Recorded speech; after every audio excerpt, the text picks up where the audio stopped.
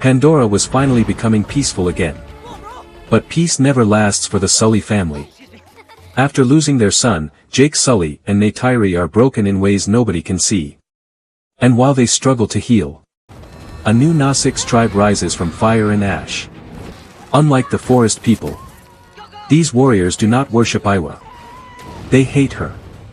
And this time, the enemy is not only human. The movie opens shortly after the death of Nedium. The pain still hangs over the Sully family like a storm cloud. Jake tries to remain strong for everyone, but the guilt is eating him alive.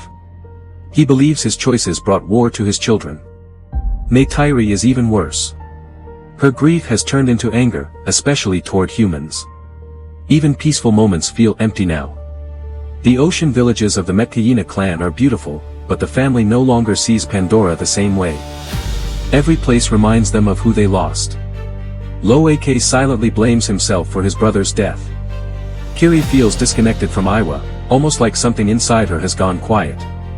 Tut tries to keep everyone together, but she is still just a child watching her family fall apart. Spider also struggles. Even though he grew up among the Nausicaa, he is still human.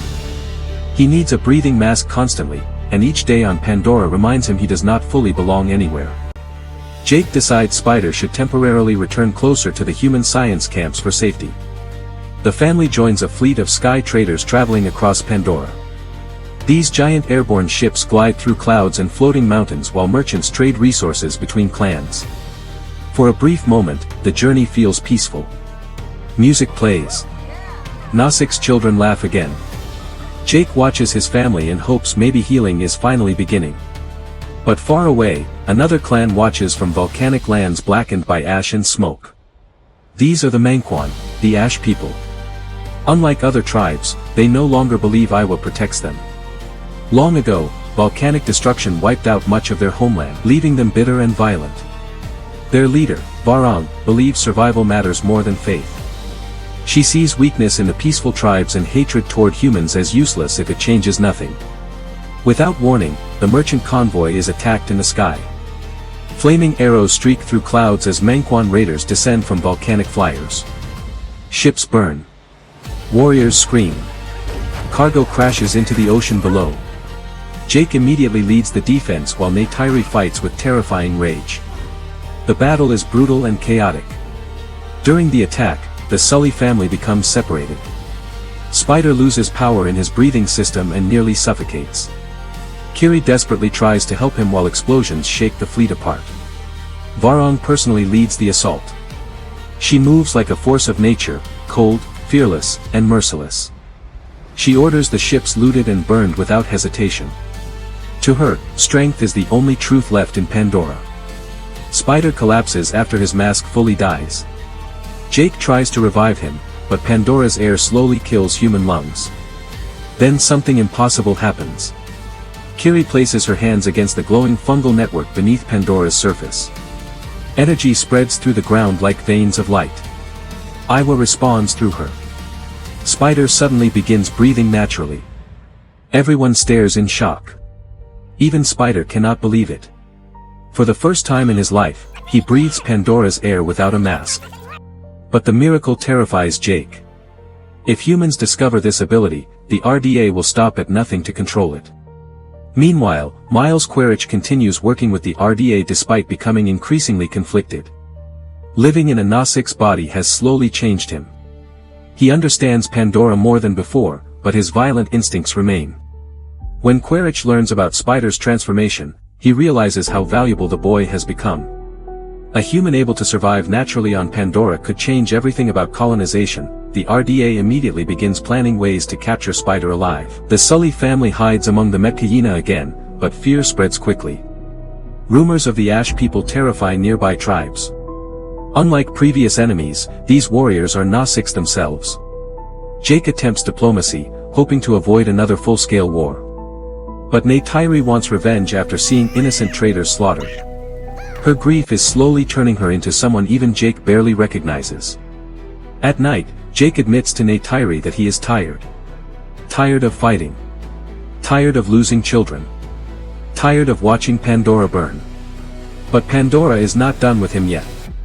Kiri spends more time exploring her strange connection to Iwa. She senses voices in the forests and oceans.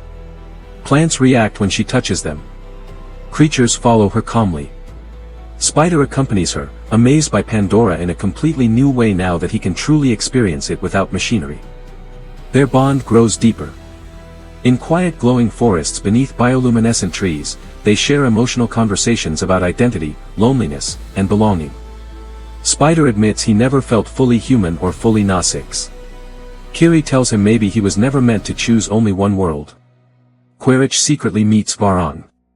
At first, the alliance is tense.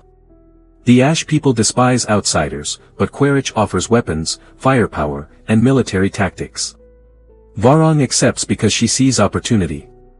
To her, humans are tools, not allies. The two begin a dangerous partnership built on mutual ambition. Together they could challenge every tribe across Pandora.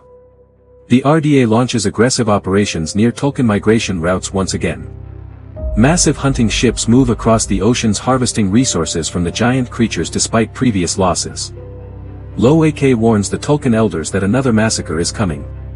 But many remain committed to peace and refuse preemptive violence. Payakan, still viewed as an outcast by some, urges resistance. He knows humans will never stop voluntarily. Spider is eventually captured during a surprise raid. The RDA scientists immediately begin studying him, fascinated by his ability to survive naturally on Pandora. Jake wants to storm the facility instantly, but doing so could start a massive war before they are ready.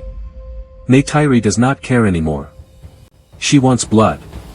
Her hatred toward humans reaches terrifying levels after seeing Spider chained like an experiment. Inside the RDA base, Spider undergoes brutal testing. Scientists believe his connection to Pandora's biological systems could allow humans to permanently adapt to the planet.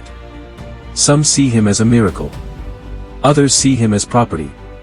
Quaritch visits Spider privately. For once, his usual confidence disappears. He asks Spider whether Pandora is changing him too.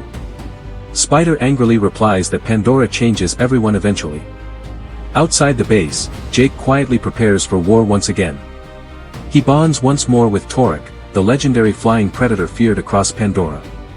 Seeing Jake return to Torek shocks nearby clans because it means one thing. The Great War is beginning again. What do you think about this video? Drop it on the comments section. And don't forget to like, share, follow, and subscribe.